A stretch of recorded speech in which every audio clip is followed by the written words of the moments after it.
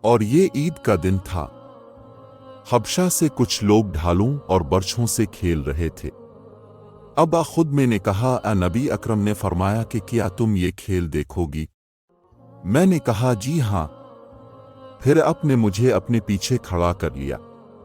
میرا رخسار اب کے رخسار پر تھا اور اب فرما رہے تھے، کھیلو کھیلو اے بنی ارفدے، کہ یہ حبشہ کے لوگوں کا لقب تھا۔ پھر جب میں تھک گئی تو اپنے فرمایا بس۔ میں نے کہا جی ہاں۔ اپنے فرمایا کہ جاؤ۔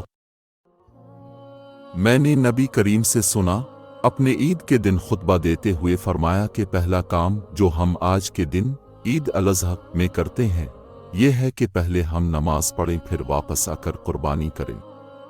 جس نے اس طرح کیا وہ ہمارے طریق پر چلا۔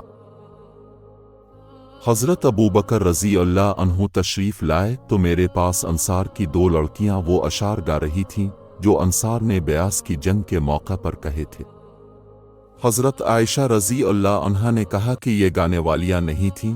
حضرت ابوبکر رضی اللہ عنہ نے فرمایا کہ رسول اللہ کے گھر میں یہ شیطانی باجے اور یہ عید کا دن تھا۔ آخر رسول اللہ نے حضرت ابوبکر سے فرمایا، اے ابوبکر، ہر قوم کی عید ہوتی ہے اور آج یہ ہماری عید ہے۔